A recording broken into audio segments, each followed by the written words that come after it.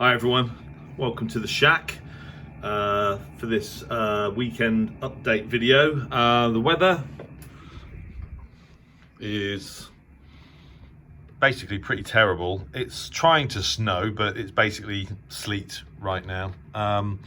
Looked on the BBC weather forecast last night and it's predicted to basically be snowy or sleet most of the day certainly until later on this afternoon, and for once the weather forecast was right. I can't decide whether I want it to stay as sleet, because that'll make getting around in the car a lot easier, or snow. But basically terrible weather and perfect opportunity to be in the shack at the weekend and do some radio stuff. Now, many of you would have seen the video that I uploaded a couple of days ago regarding the Stanag signal on 3.710. This is our sort of standard frequency for our Wednesday and Friday night nets, and during the net on Wednesday afternoon, towards the end of it, a Stanag signal appeared out of nowhere, and it's been there ever since. As I said, I've seen these signals previously.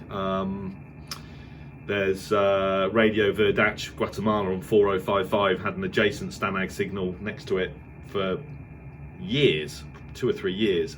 It's now gone, but of course, you know, when these signals appear, you've got no idea basically how long they're going to stick around, the source of it actually, and of course, you know, so from our point of view, these standard frequencies that we've been using for our nets obviously has now got to change. So I've been monitoring this signal using the ELAD FDM Duo for a couple of days, and it's interesting actually, because things have changed.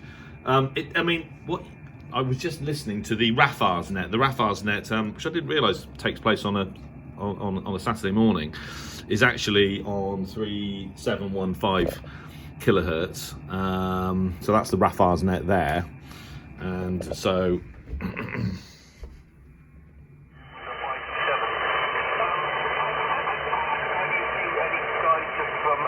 that's the Rafars net there, and that lump is this Stanag signal there.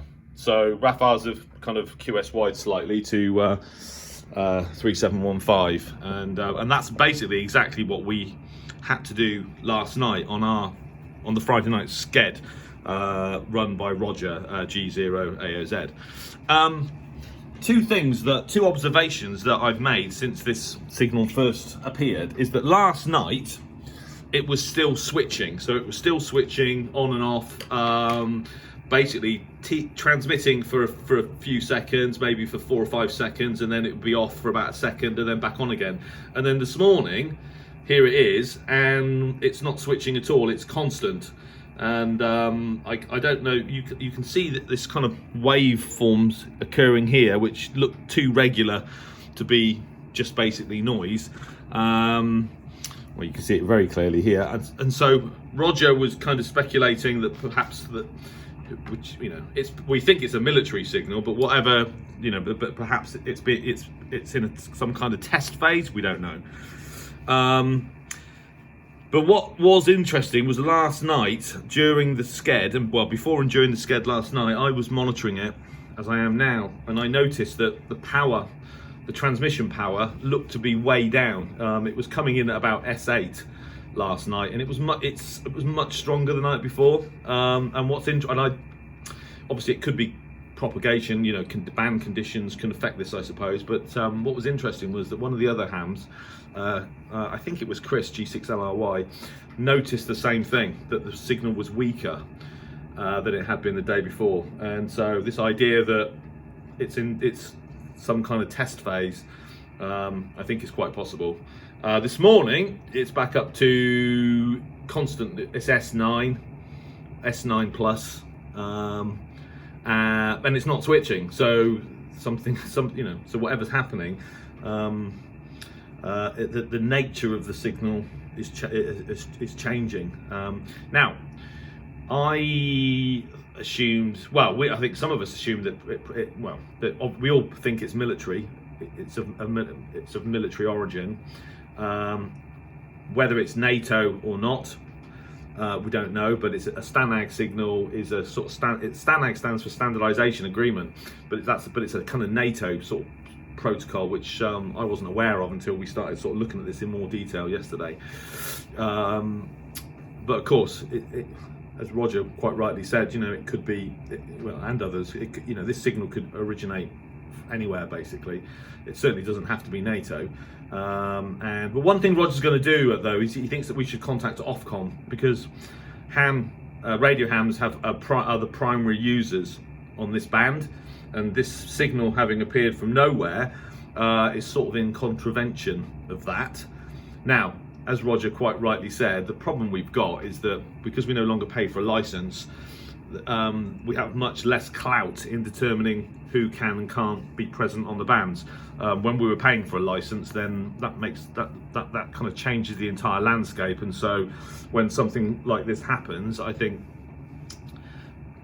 Ofcom, etc., will feel far more compelled to do something about it. But because in the UK ham radio licenses are now free, whilst I'm sure they would still be compelled to try and do something about it, probably less so, because we get the privilege of using the bands basically for nothing. So but anyway, we'll see. Sometimes these signals appear and then they disappear, but as I said, they sometimes appear and they're there for years. So this weekend I'm going to sort of continue. I'm just going to continually monitor this. And what's interesting is that the lowest frequency I found is the X band, 1.68 megahertz, and you can see that there's kind of something there, but that's probably propagation. In the evening, during the hours of darkness, the Stanag signal here, which you can just about make out, is very, very strong indeed. And so that's just right on the end of the X band. So there you go. So anyway, 3710 here, and it's no longer switching, so it's definitely changed. If I go back actually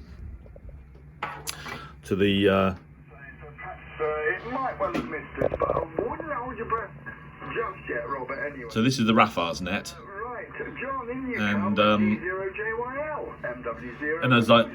and as I said, you can keep it clear. So there it is there. So that lump there is this Stanag signal. But I don't know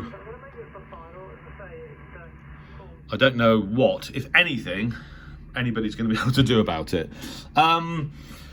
What's else? So this weekend, the other thing, I started playing around with the RM BLA 350 amplifier yesterday afternoon. I participated in the net last night from my home QTH, and I wasn't at work, and I thought, you know what, it was difficult. It's difficult to use this amplifier with my G5RV because at the moment the cable run, coax runs up through underneath the kind of patio door with one of these sort of thin window jumper cables, and it got quite warm when I got this thing wound up to about 200 watts. So then I thought, well, okay, I didn't want to, but I'll try it with my homebrew end-fed wire antenna, which I originally built for top band, but matches very well on 80 meters. So I matched it on 80 meters as I would normally do with the MFJ 949E, no problem at all, very good match. And the way that you use this is basically you crank the power on the icon literally down to 1%.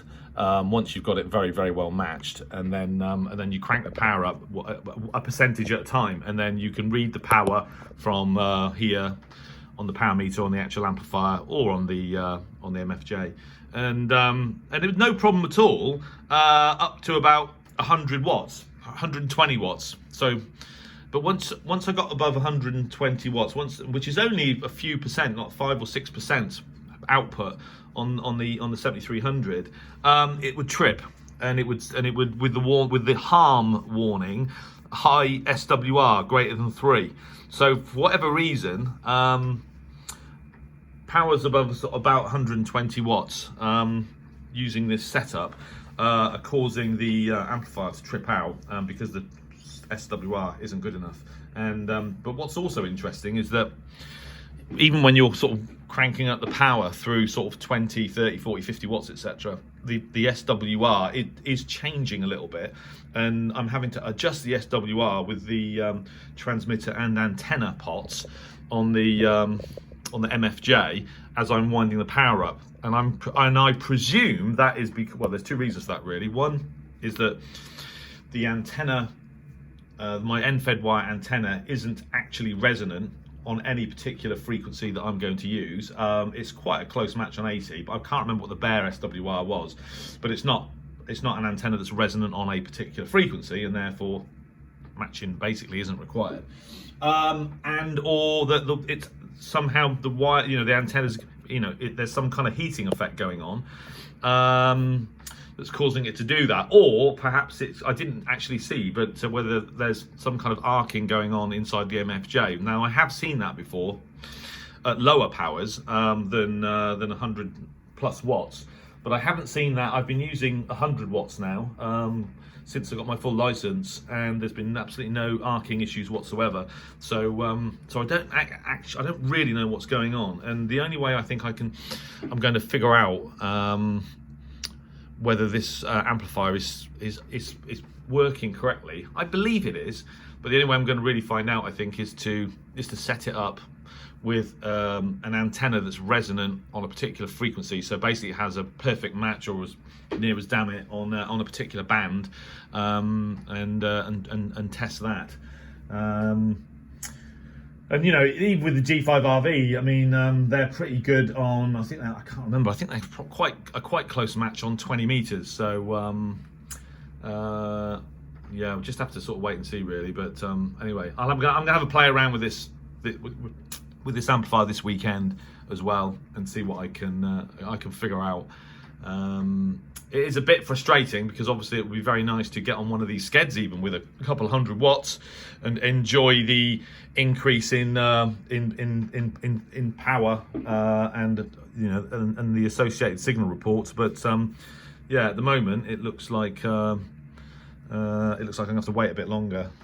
And what I found, I mean, if you just only got to look at the weather, I mean, messing about with antennas outside in the winter is not real. Well, for me at least, it's not much fun. I mean, look at it. It's basically snowing or sleet, and these kind of antenna operations, I think, are far better done in the summer, because I certainly don't care enough about this amplifier working. I don't care enough about that to go out in this weather and do that. So, but in the summer it's completely different. And maybe I'm going to buy like a 20-meter dipole or something, or resonant dipole, and test this amplifier. But again, I also have to modify the lead runs, because as I've shown you before, these window jumpers, they get a bit warm when you put quite a lot of power through them. So yeah, I mean, other than that, I've been using the Icon ICR 75 of late, and you can see it's still actually tuned to 6185 kilohertz, which is the frequency for radio education from Mexico City. And I'm going to I'll probably have a little tune around on that radio a bit later on. I'm still enjoying the I'm still enjoying the DXing aspect of the hobby as much as I ever did. But what you find is that when you're into ham radio, particularly as a part of a club, you find that you just don't have quite as much time to sit and sort of listen to the radio. But I still do make a habit of doing. I still make a point of doing that because I enjoy it. And in fact, I was up quite late actually a couple of mornings ago, and I recorded VOCM on 590 kilohertz. So this is the medium wave station in Newfoundland, and their signal was so stable and so strong I just felt inclined to record it, even though I've recorded their signal many times. You know, they are usually one of the strongest transatlantic signals on medium wave. I just felt compelled to record it because it was so clear, and for about 4 minutes, it was just their signal from Newfoundland was just clear as a bell, and I just felt totally compelled to record it. So I recorded that, and you guys all see that video, and that was on the ICR 75, and I, you know, like I said before, recording these medium wave transatlantic signals just never gets old. So so there you go. So I think this evening, early hours of tomorrow morning, I'm going to have a tune around. It would be great to catch some more audio from Mongolia. I'm going to have I'll have a go at that as well. That's going to be easy to monitor because I'm monitoring that Stanag signal, so I can sort of switch back and forwards. But yeah, these things, it just never, for me at least anyway, it just never gets old. Hearing these transatlantic signals. So there you go. So there's the Stanag, still there, 3710. Still not switching, and a problem to resolve hopefully at some point in the near future. Well, and the best way for it to resolve itself is to simply go away and not come back. We'll see. But there you go. That's the Rafar's net there, which actually signals that seem to have picked up a little bit, or someone's on the net with a stronger signal. So so there you go. Anyway, that's it from me for the shack. It's as I said, it's perfect weekend to stay at home and use the radio.